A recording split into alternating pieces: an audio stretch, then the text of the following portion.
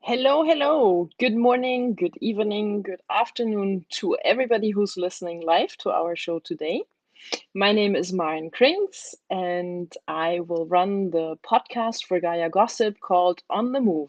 And today I will be presenting a piece on Morocco that I have produced with my colleague from Spain, journalist Blanca Diego. And my live guest to the show will be Pien Metaal, and I want to welcome and introduce Pien Metaal. Hello, Pien. Are you with us? Absolutely. Hi. Good evening Hello, from Pien. Amsterdam. Hi. Good to have you. And for all those who are wondering, Pien doesn't have her camera on, but Pien is a very real and absolutely lovely and stunning human being. I have had the pleasure to meet Pien in Morocco in May of this year.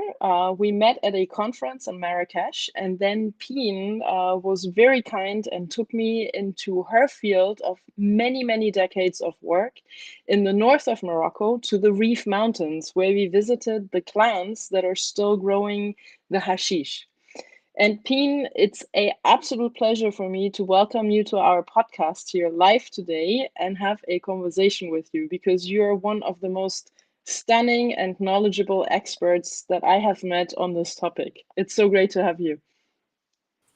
Well, thank you very much, Maren, to give me all these wonderful words. And thank you for having me. Looking forward to our talk. I'm really happy that this podcast has been made, because it's really good to have this kind of material to support the work that we do, and to bring to the fore the stories from the fields, from the actual people from the field. So, yeah. Absolutely. And I have to say, it was a great pleasure also, because it was through you that I actually got to meet Blanca Diego, who was the main author of this podcast we will be listening and hearing today. And Pien, I have not introduced you fully yet. So Pien Metaal is an activist and a political scientist who has been part of the Drug and Democracy program with TNI, the Transnational Institute, which is, you're located in Amsterdam, but I understand TNI is not just a Dutch organization. Is that right? Well, it is officially a Dutch foundation. I mean, it's based in the Netherlands, but it is and has been always a broad network of scholars and activists around the world. And we're celebrating our 50th anniversary actually this year. Congratulations. So that is quite some time for our work. And yeah, it started as a network initiative, and Amsterdam was basically chosen because it was in the middle between Asia, Africa, and the US. So yeah, that's why we're in the Netherlands. But most of our staff is not Dutch. Okay, I got it.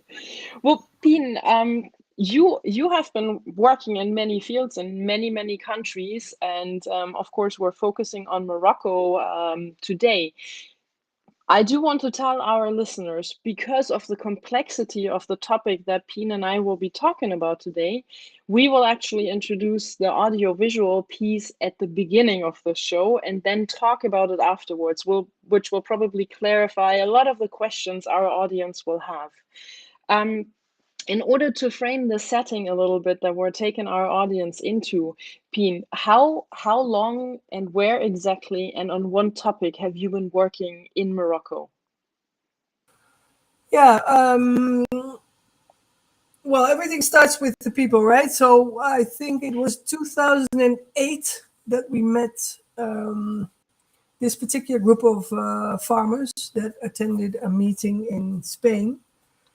And since then, we've kept in contact, and we've been working with them, visiting them, inviting them, because, you know, from the fields to the policy areas, there's a big distance, and we took some of these people to several meetings and international events where they could learn a little bit more why they were suffering from forced eradication, why it was impossible to be living their culture, why they couldn't grow cannabis the way they had been doing and their ancestors had been doing. And since then, we've been keeping in contact with them in different ways and shapes. And well, we'll get to that, but nowadays the scenario has changed, and hopefully there will be, you know, a new future for the growers and for the traditional cannabis growers of Morocco. But yeah, it doesn't go back all the way from the beginning of my work, because I used to work more with coca farmers from a different, but mainly from the perspective of the growers. That's my main, you know, main work within TNI and in the drugs program. And just to say that for our audience as well, you know, you already hear it. When you're in drug policy, it becomes very bendable, because it's not all about cannabis. Of course, the space that I come from is very hemp and cannabis affine, but these problems that cannabis experiences are also there with coca, as Pien just mentioned. And just to give a little more framing, which might be good to know before we look at the podcast, is Morocco has legalized industrial hemp in 2021. So this is fairly recent, and I think afterwards we'll get into a bit more of a conversation on how much has this influenced the Rif area, or the Rif mountains where the hashish is grown originally. Has anything really changed due to this legalization? And this is where Pien can give us a lot of insights and a lot of answers. Thank you, Pien, for this, let's say, preview of information, and let's move on to the podcast and view it. And then afterwards, I'm looking forward to an in-depth conversation with you. Yeah, let's do that. Great.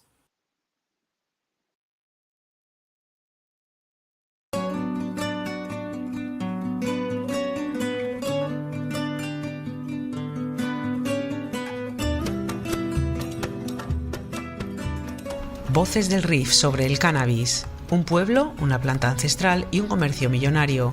La breve historia del cannabis en el Rif de Marruecos. Un reportaje sobre la historia de resistencia del pueblo Amazigh y su lucha por mantener el cultivo del cannabis, una planta autóctona prohibida y tolerada a lo largo de los siglos y finalmente regulada en Marruecos en 2021. La casa.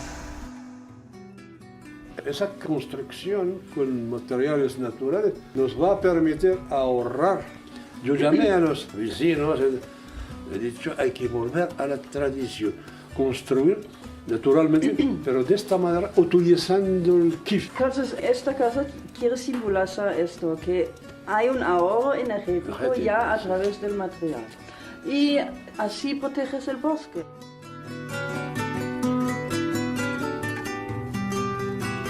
Es arquitectura vernácula, una vivienda circular para evitar los fuertes vientos que soplan desde el valle. De 67 metros cuadrados, construida con materiales de la zona, 7 toneladas de tierra, piedras, madera de cedro, agua, cal y cáñamo Beldía. La Beldía es el cannabis originario del Alto Rif central de Marruecos, perfecto en la construcción de edificios porque absorbe CO2, es resistente y aislante, ideal para el clima de las montañas del Rif, a 1.600 metros de altitud.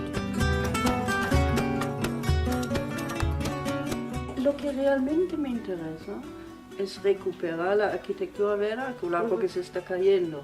Y creo que esto hoy en día también con el cambio climático es una actividad más sostenible que construir nuevamente. Así lo cuenta Mónica Brumer, la arquitecta que ha diseñado la casa, experta en el uso de cáñamo o cannabis en la construcción. La casa es un prototipo de kilómetro cero, porque apenas han empleado energía o combustible en el transporte de los materiales. Es una vivienda ecológica y sostenible, en armonía con el valle y las montañas. Ponerla en pie ha costado alrededor de 40.000 euros. La mano de obra también es local. Dirigidos por la arquitecta, un equipo de hombres y mujeres de la comunidad ha trabajado durante 3 años para ponerla en pie. Forman parte de la cooperativa Adrar Nou, en la comuna de Isaguen, provincia de Aljuceimas, en el Rif central de Marruecos, a 225 kilómetros de Tánger. Además, es la primera casa de Marruecos construida a base de cannabis o cáñamo Beldía. En realidad, se trata de un experimento térmico y por ello será monitorizada por la población durante 1 año, con el fin de conocer los efectos que tienen las sequías, cada vez más graves, y las altas temperaturas del verano sobre el material protagonista de esta casa, el cannabis Beldía o kif, como lo llaman en Ketama. Si pensamos en nueva construcción antes de rehabilitar, ocupamos cada vez más el planeta y cada vez menos naturaleza, más ocupación.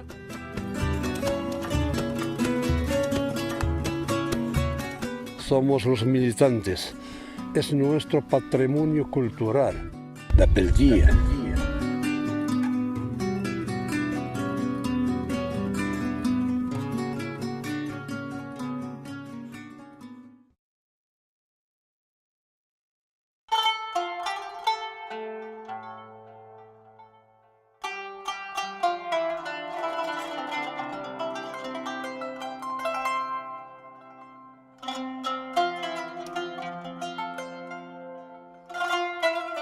El pueblo Amazigh y su territorio.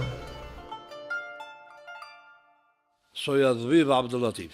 Adviv Abdelatif en nuestra lengua significa doctor porque nuestros antepasados era como un chamán.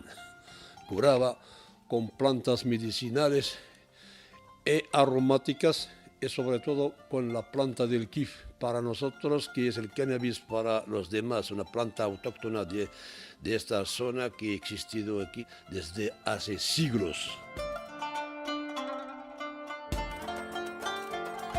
Es una planta cultural que sirve para todo, para la construcción, para hacer tejidos, para curar enfermedades. Es porque estamos aquí en esta zona que es el Alto Rif Central, tribus de Senhaja, una de las tribus fundadoras del Imperio Almorávide. Esta comunidad es una confederación de tribus Amazigh. Es un pueblo que ha practicado desde siglos la permacultura. Y claro, hay el kif o el cannabis autóctono de esta región. Es una planta que resiste a la sequía, que es una planta muy noble y que la gente antes de la revolución industrial, la planta ya era utilizada para los fines industriales y medicinales y en la construcción también. Claro, con el tiempo las cosas han cambiado.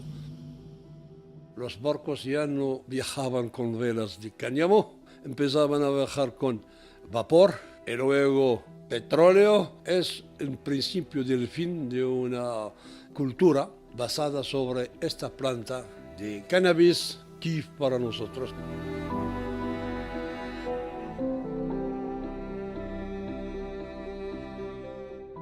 La fuerza de este pueblo indígena o autóctono reside en su cultura y su amor a la tierra, a la libertad. Durante toda la historia esta gente tiene su autosuficiencia. Ellos plantan para comer y fabrican sus instrumentos para trabajar. Pero los tiempos han cambiado, sobre todo con la llegada del colonialismo español y francés. Hemos entrado en batallas duras contra el colonialismo español. Pensaban que había oro en las montañas del Rif. Los franceses se unieron a los españoles y utilizaron bombas de gases por la primera vez en el Rif. Esas bombas de gases que eran de origen alemán, de la Primera Guerra Mundial, la utilizaron contra nuestros pueblos, contra las mujeres, los niños y los animales, porque los resistentes estaban en las montañas. Entonces, desde esa época hasta hoy hay mucha gente que está enferma de cánceres.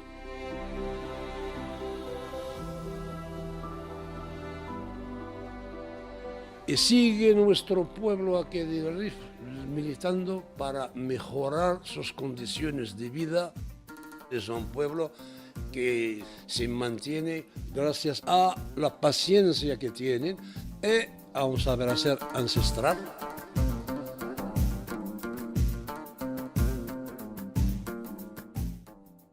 En Marruecos, la planta nuestra era consumida solamente por los sabios, sobre todo, que fuman aquí. Como los indios de América, la pipa de la paz. La cortaban, la limpiaban, las quitaban los granos, solamente usaban la flor pura y la cortaban con un cuchillo especial sobre una madera de nogal, todo un arte de preparación, y luego la mezclaban con un poquito de tabaco local y la fuman en una pipa de una madera especial, con una boquita de barro.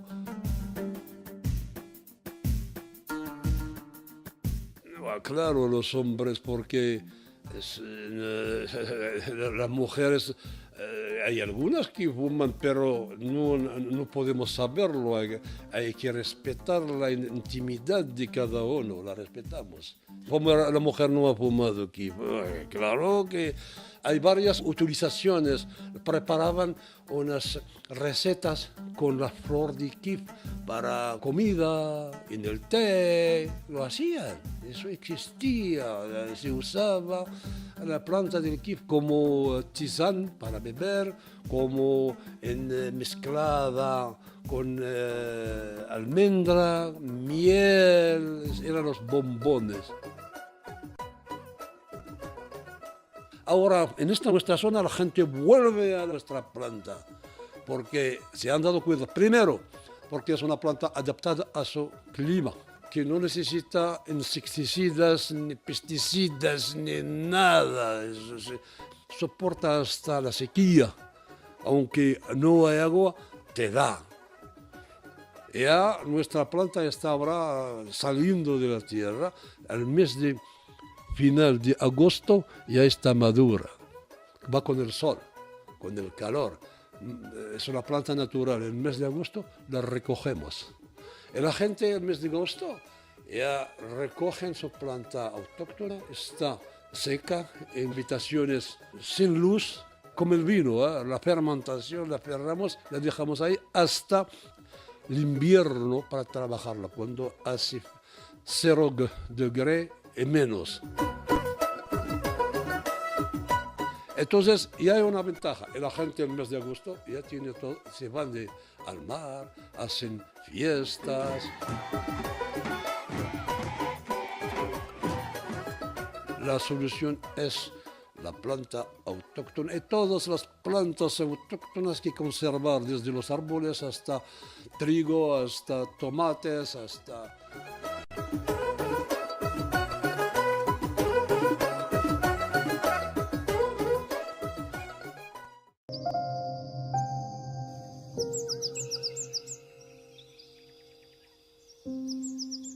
Expolio y negocio, el boom del hachís. ¿Se acuerda en qué año empezaron a producir hashish acá? Sí. ¿Cuándo fue más o menos? Exactamente, yo tengo el primer recuerdo, era en 1964, antes de los hippies. Eran unos jóvenes de Argelia, compraban 200 kilos de planta, pero era kif de verdad. Entran en esa habitación de abajo, cierran y empiezan a trabajar en secreto. Beldía. nombre común de la única semilla de cannabis autóctona de Marruecos. Los registros de la historia cuentan que allá por el siglo VII llegó desde Oriente con los pueblos árabes que avanzaban hacia las montañas del Rif, donde vivían las tribus en Gaia. A partir del siglo XVII, el proceso de arabización extendió su uso. De la Beldía se pasó al hachís y a una historia de expolio y mestizaje de la semilla ancestral y de explotación del suelo, de los recursos y de las personas. Convirtieron el cannabis o kif en una planta exprimida al máximo para obtener el hachís. Ayudó a salir de la subsistencia a familias de la región, pero hizo ganar enormes cantidades de dinero a intermediarios e inversores dentro y fuera de Marruecos. Ketama se convirtió en la capital mundial del hachís. Abdelatif Adbibe responde a las preguntas de un grupo de visitantes frente a la casa Kilómetro Cero, aquella construida con cáñamo o cannabis Beldía. Hasta donde la vista alcanza, los campos ya están sembrados. Es mayo y los vientos que suben del valle y bajan de las montañas soplan en fuertes rachas. Así recuerda Abdelatif cómo entró el hachís en su región. Yo esto lo he visto como un niño, ¿eh? Lo he visto, luego, 66, otro canto. Vinieron los rubios. Vieron las furgonetas Volkswagen, perros así, vestidos raros. Con el coche ahí, y la gente miraba. Aquí no había estos vestidos. Y luego se empatizaron enseguida, bajaban a las casas, les daban con el coche, dormían en su coche, entraban y ya formaban parte de las familias. La gente estaba contenta de ver este ambiente porque venían con música, guitarras y otras cosas. Entonces ya se integraron en la comunidad, han aprendido la lengua y muchos se han quedado muchos años. La primera vez era esto, era el folclore. Luego business. Que antes vivían solamente para fumar. Pero luego, los años 69 y tal, ya se empezó medio kilo, cuarto de kilo. Y luego, 70, entramos la invasión de Holanda. Los Fords. 50 kilos, 40 kilos. Se preparaban en el coche en los tanques de... Yo he visto eso. Luego... barcos, y luego avionetas, y luego. A partir de los años 80 extendió la cultura de cannabis, ayudado por los lobbies extranjeros. Se forraron porque vendían semilla y vendían medicamentos. Son ellos que tienen las rutas, no los marroquíes. Los marroquíes solamente son esclavos.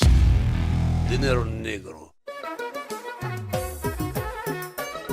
Sí, aquí se cultiva el cannabis, pero no es de hace mucho tiempo. Yo me acuerdo de 90.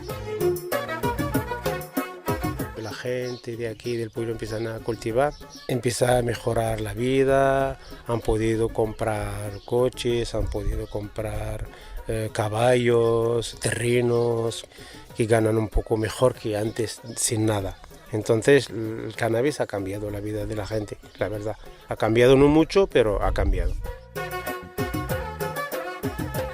Jamal, he nacido pues dentro de 3 mercados gigantes como Babarret, y Mercado del Martes y Malja, provincia de Chefchaouen.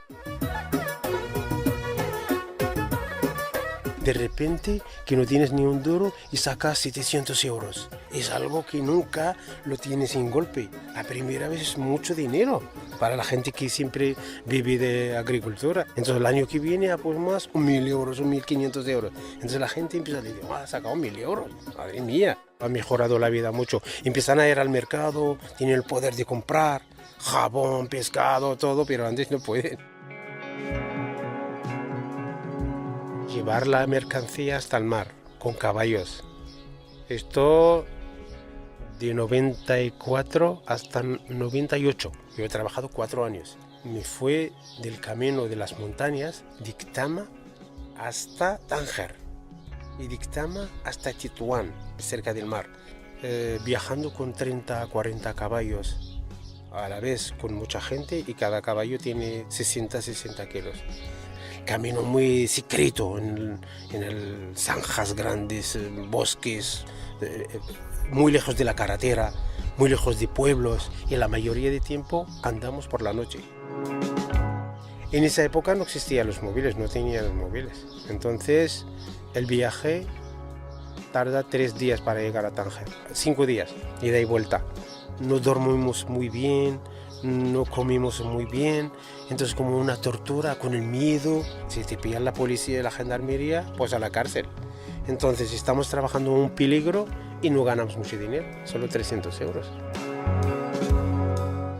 La mercancía lo hacen otros y lo recogen otros, nosotros solo encargamos de coger la mercancía y llevarla a un sitio y dejarla y volver, y ya está, y coger el dinero. Ellos tienen donde vas a coger, donde vas a meter, luego ahí ya está cerca del mar de 1 kilómetro, por ejemplo, o 500 metros, y ahí hay gente que entra del mar, especialistas de la patera también para llevarla ahí. Nunca ha tenido problema, todo el pueblo. Nunca hemos tenido ni protesta, no hemos hablado del cannabis, no hemos pedido nuestro derecho, no hemos hecho nada. El silencio total. Nunca hemos hablado del tema de eso porque no podemos, todo el mundo tiene miedo y ya está. Es duro, pues tú tienes que aceptar todo lo que están haciendo.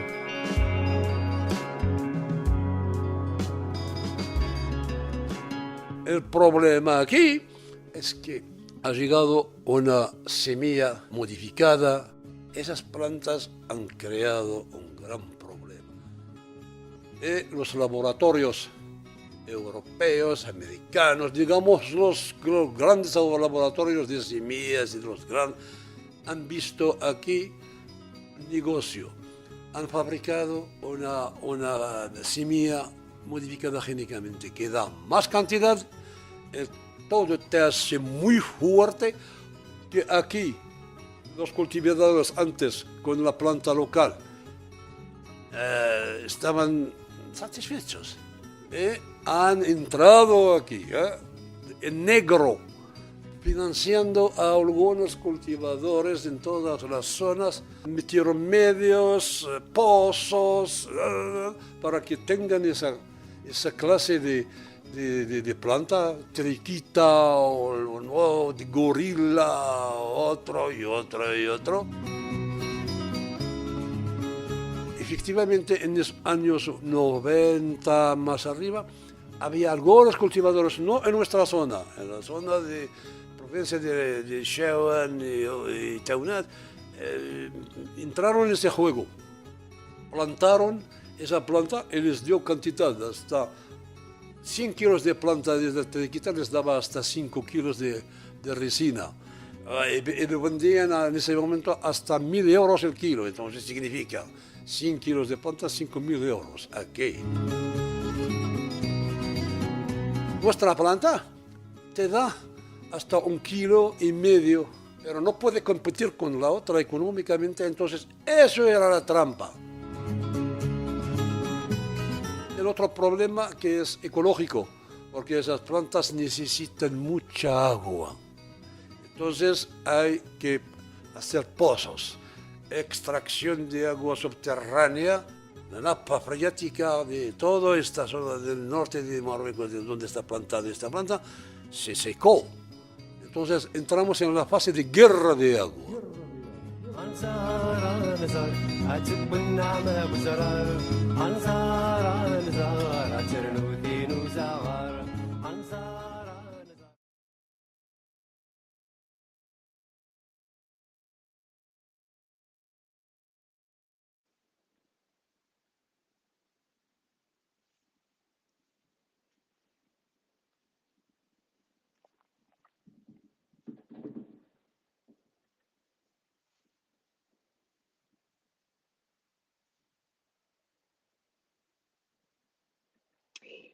Perfect. Thank you so much. This is a big shout out to our colleague and good friend Blanca Diego, who had been producing this audio piece. Blanca, in case you're listening to us live, thank you so much. This is such a lovely piece. And as a little disclaimer, there's another 2 chapters that we will be airing in this podcast, but next year. Otherwise, we would have completely gone over our 1 hour. So, welcome back, Pien. Are we back on? May I please add the wonderful pictures that you took, Maren, because this is the first time I actually see the production with the images, and it's beautiful. It's really beautiful. Thank you so much for doing that. Thank you, Pien. That's lovely to hear. It's certainly a wonderful example of a product that comes out when you let people work together in the field, because this was a real and true co-production of all of us. Yes, wonderful. And it came about so spontaneously. And yeah, I'm really happy with it, because, I mean, it's very important nowadays to have, voices and pictures and bring I mean, text. There's still fewer people reading documents, because we have been producing, reports and all sorts of texts about the situation, but seeing it actually with your own eyes makes a big difference. And it looks wonderful, really. My compliments, Maren. Oh, thank you so much, Pien. This is lovely to hear.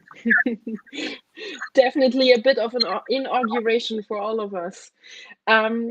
I do want to point out, you just made a very interesting comment, and we had a bit of a pre-conversation on this, on how much is the value of visual or even storytelling in nowadays time. And we agree that, depending on which field of work you're coming from, it is either completely underrated or it might also be completely overrated. And I will be very honest, for me, the topic on Morocco, on the hashish and the kief, especially in the area of the Rif Mountains, was always a bit difficult to understand. I had seen a couple of TV productions, but what I heard and learned there was a very different situation than what I actually saw on the ground with you.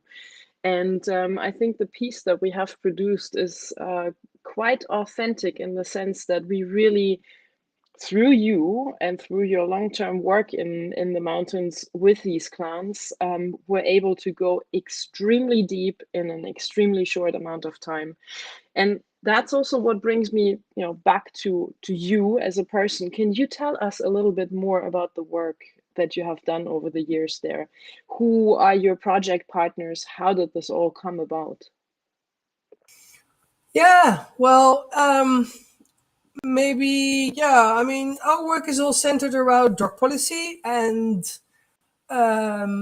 one of the topics that we have, I mean, we're looking through drug policy to a lot of other issues that have to do with development, that have to do with human rights, that have to do with conflict, and the drug policy lens is a good way to look in situations such as in the Rif in Morocco. And it is very, every region is special, and every situation is particularly, but what they all share is that they live under a system of prohibition, in which all these plants, not just cannabis, but also coca leaf and opium poppy,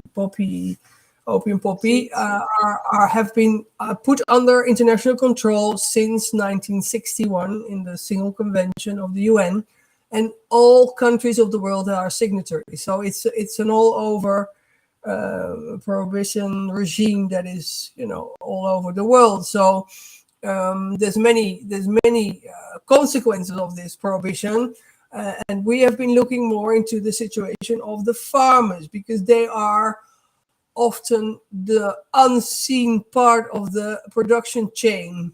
There's been many organizations dealing with drug users' interests and the situation of, prohibition on and stigmatization and criminalization of these this part of the chain, but not so many have really tried to bring out the voices of the farmers. So we have been working on that for the past decades to make sure that they are also heard in the international debate around drug policy. So this is I mean, you can't work in every country in the world, and it's always depending on who you meet, and if you find somebody you can relate to and you can have a good you can develop a good relationship with. So with Abdelatif, who's not really representative for the let's say the average farmer in the region. We developed this relationship, and we've been trying to get them to get their voices heard, not just in the international arena, but particularly by the Moroccan government, because they were invisible, as you maybe know a little bit, and it came across in the podcast. This is a region of Morocco that has been forgotten in most part of its modern history when it became a country. It's the poorest area. It's the most abandoned area by the state, and it is also in terms of environmental, it's the most challenging one, because it's the part of the high Rif Mountains. It also it's the region that has the highest incidence of poverty. And with the new king, that is starting to change, and I think that the current regulation of cannabis is one of the expressions of that change. And there's there's an increasing attention to the situation of the Rif. I don't know. This is just a region that is very interesting in many senses, and we work in many other regions of the world as well with the with the growers and the organizations. But the particular case of Morocco was so sore in a way, because they were not organized in any way. They were. As Abdelatif puts in the podcast, they were just the laborers, the mano de obra, as you said, the people who work in the fields, and got a little bit better off than they were before, right? They earned some more money, but they were in no way the ones that were getting rich from this new business that started to develop in the 80s and the 90s. So this is how we started to work there, and now the situation is changing, which is a very good thing to see. Now, Pien, you just mentioned the stigmatization, and I think it was about a week or 2 weeks ago I read an article that the King of Morocco had just pardoned about 4,000 or 5,000 people who were literally either on the roll to be put into jail or in jail or on trial because of involvement with cannabis. So this is definitely a new development. But how hard is the criminalization been on the farmers in Morocco, according to what you've seen? Well, as you heard in the podcast as well, I mean, there's been constant threats and constant eradication. People have been, put in jail. And the pardon that the king has provided not too long ago, I think it was in August this year, is another next step in this process of recognizing the region, respecting their rights, sort of making up for all the mistakes that have been made by his father, particularly. Pardoning 4,800 people who were convicted, prosecuted, or wanted in cases related to cannabis cultivation. So that's only the farmers. That's not, people who are in the business of hashish or anything. So it's very clear that the direction of this regulation is geared towards the farmers and the people who grow the plants. So that was very telling. Absolutely. And Pien, question, how how is the political activism that you are doing through TNI or with TNI? Where were sort of the neuralgic points where you really got in and were able to drive change? Well, yeah, there's several. The problem, of course, is that the treaties that have been signed and designed in the 60s do not really reflect the situation of modern times and nowadays. And back then, these plants and the use of these plants were considered to be, a backwards practice of stupid people, basically, and all the uses and all the traditional knowledge and all the relationships that people had with these plants were considered not relevant and not interesting and not important.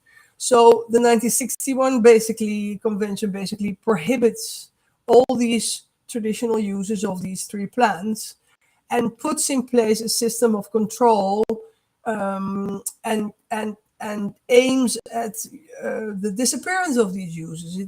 There are 3 articles that actually require all the state parties that have signed the conventions to abolish cannabis, coca, and opium poppy uses from the face of the earth, basically. And that's, of course, a reflection of the time, but it's still the case. So what we have been working on for the past decades is to put this on the agenda of policy discussions and policy reform discussions, because it's just a very concrete example of injustice, and it's a flagrant way of violating human rights and indigenous people's rights that need to be corrected by the system. That's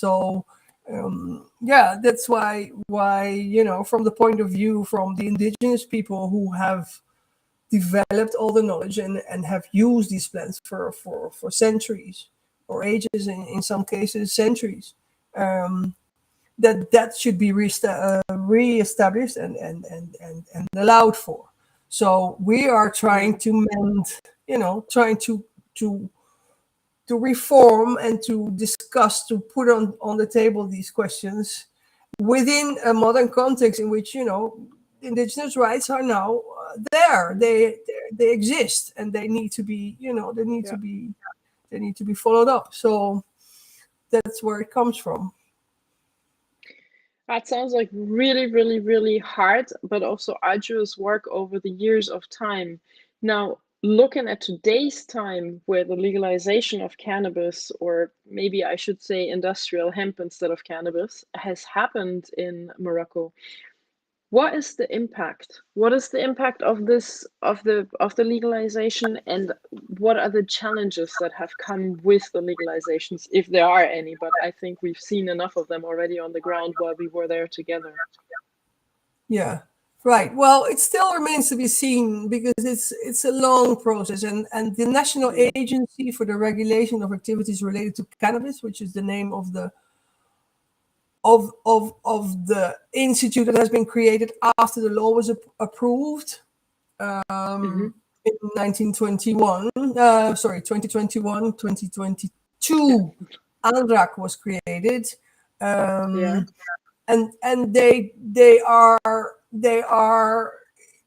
they're not implementing everything at the same time. So they've been taking the time to build up all the different phases, because obviously such an industry you do not create in a day or in a year. It takes time to get everyone on the same page, to get the institutions working, to have the regulations in place.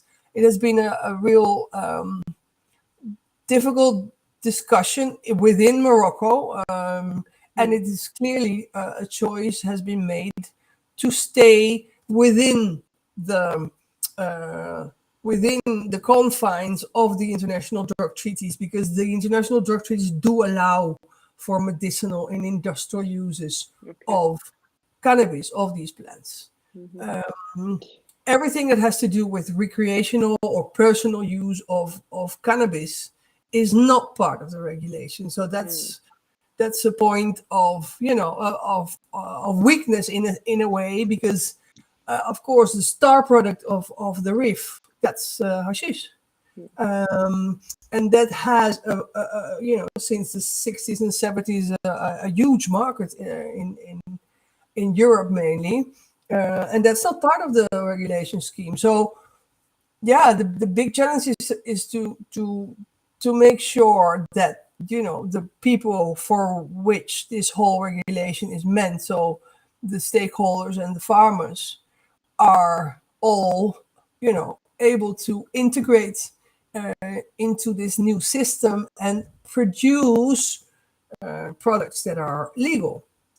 So it's not just, you know, a technical challenge to make sure that everybody, you know, grows in the correct way and has the product that is sellable and that is obeying all the rules of good agricultural practices and production, you know, all the certification needed to market all these products.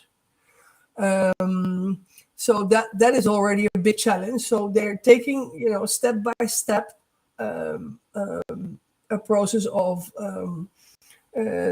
giving licenses to farmers, making sure that there's there's only 3 provinces that are allowed to grow cannabis legally. That's is Al-Hoceima, which is the highest part, and that's also the province where cannabis has been grown the longest. Because I don't know if we were in, right? Yes. So that's the highest part of the Rif. And the other 2 provinces that are Chefchaouen and Toanate, they started growing cannabis much later, and basically when the hashish boom started. So there's quite a different, you know, historical context. If we hear Abdelatif speak about, you know, his ancestors and the use that the plants were given, it's quite different from the other provinces, and so but they are the only places, the only agricultural lands that can be used for legal production in Morocco, and they are giving licenses.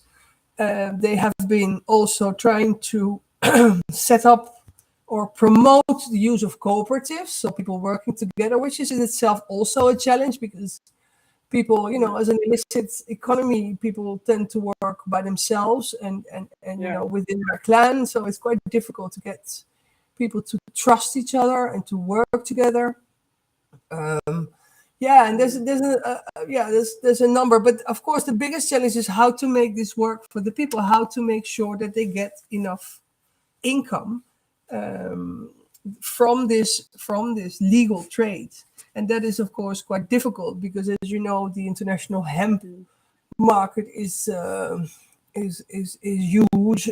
There's much more supply than demand. There's an actual overproduction. And, you know, in order to get other products on the market, you would need within Morocco to have doctors prescribe cannabis medicines, which is not the case at the moment, and that's going to be another big challenge to, you know, to convince the medical professionals to prescribe cannabis and to have applications for cannabis as a medicine. And to be able to enter this market in Europe is another, you know, huge step. Now, Pien, I have a personal question that is really sort of along my lines of the climate impact storytelling I do, because obviously we have seen the 0 kilometer house that was built by Monika Brimmer, a German architect who lives and works in Spain, but also in Morocco, and very closely with the cooperative that we were visiting. And how much is the environmental aspect also becoming a topic of this entire legalization? I mean, I think Abdelatif himself is extremely aware, so is Monika Brimmer, because both of them have mentioned multiple times, you know, that the 0 kilometer house, and it's carbon negative, it's highly insulating.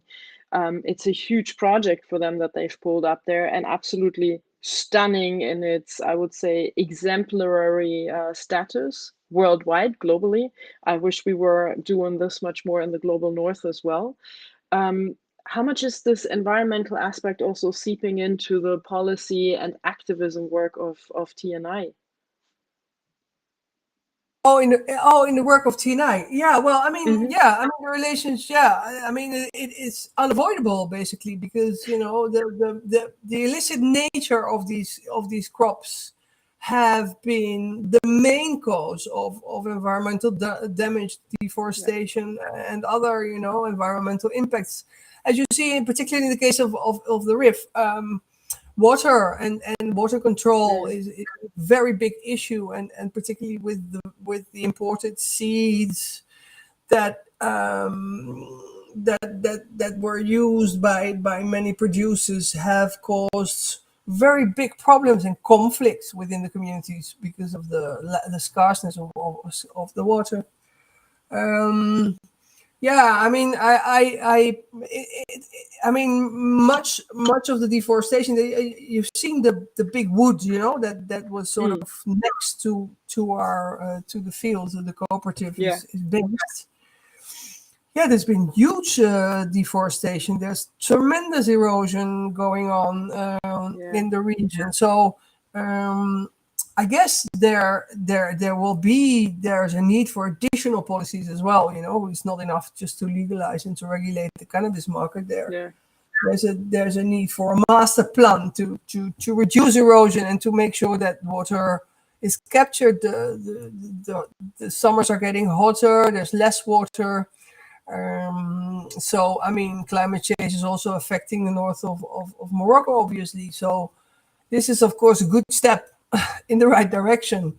I can't really say that the Moroccan government is the biggest star of environmental awareness in general policies, let's say. So there's still a lot to be done in that respect, and that's actually not only in Morocco the case. No, I do have to break how do you say, a lance for the country there, because I'm also involved with an international coalition on drug policy and environmental justice, which is basically trying since years to connect these two topics of illicit plants, illicit trafficking, policing and everything, and the from prohibition resulting environmental damage that is being caused. Because where does the illicit trade go if it exists? It goes to the places where nobody else can really monitor it, which is oftentimes into very sensible environments that then get absolutely destroyed because there's no law and order looking after the practices that are being employed, also being safe practices. Now I'm not particularly talking about cannabis, but if you're talking about other drug productions, then the chemicals are dumped straight into the waterways, or it's illegal deforestation, or even the money, the black market money that has to be washed clean again, and then going into illegal mining and all these things. So I guess it's extremely interconnected. Yeah, particularly in the case of the Amazon, right? Because that's where the most fragile ecosystems are being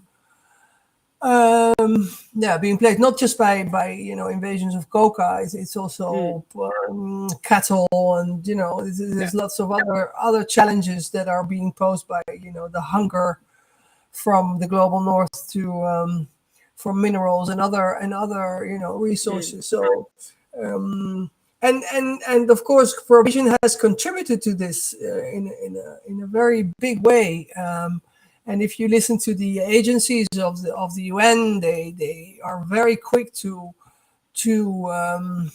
make a connection between deforestation and illicit crops appearing around the world. But there's of course a history there that goes a little bit further back. Of course, and there's a relation that should be made between the way that these crops are being controlled and put under control and how these are working. Absolutely. Pien, this is so interesting to talk with you about these absolutely taken a deep dive into work that is so complex and so really important. And I just want to say a personal thanks to you, because you have opened so many doors for myself, but also for Blanca, for us all to come together and have so much exchange in Isagen when we were there in the project. And it was really let's say a new door opening into a whole new world, connecting the social aspects to the environmental aspects to something that I hadn't been working that closely with before. So thank you for opening these doors and for having the trust and taking me into these environments that you had worked in for so long. I really, really appreciate that. And I hope it was not the last time we were able to do something like that together. Yeah, I do I mean, want. yeah, go ahead. Sorry. No, No, go I ahead. just want to say that it's a mutual pleasure, because of course I'm not at all acquainted with the hemp part of the cannabis world, which is quite a different one. But pleasure is mutually. Well, thank you so much, Pien. And I do hope that we will be able to continue this conversation when we can air the last two parts of the podcast, which have a lot to do with the two questions, the big questions of criminalization, the political activism, but also the impacts of the legalization that Morocco has seen now. And when we air them, I hope that we can bring Blanca Diego on here live as well, so that our audience can meet the author, the co-author of the piece. And as I see, I think there's no questions from the audience, but if the audience comes up with questions after they've re-listened to this, or they come later because it was such a deep dive into such a complex topic, then please feel free to reach out to any of us. You will find us on LinkedIn, or you send the questions to me and I will forward them to Pien. I think this is a conversation that won't stop here. It will continue going. And I just want to thank you, Pien, Blanca, her many voices, for offering us this platform, and all of our audience for taking the time tonight and listen to us. Yeah, you're welcome. And thank you too, Maren, for facilitating this and making this happen. Well, thank you so much. It came at a nice time for the 50th anniversary of TNI. Almost a week late. It took us 50 years to get a good podcast on Morocco. Well, it should have not lasted that or not taken that long, Pien, but it's the blonde Dutchies again, right? Yeah, thank you, Maren, and thank you, Voices. What's it called? It's her many voices, and the podcast is on the move. Yes. Yes. Yeah. Okay. Super cool to have had you, Pien, and I can't wait to see you in person soon again. Hopefully our paths will cross. Yeah, good luck in Iceland, and take care. Thank you very much. Thank you.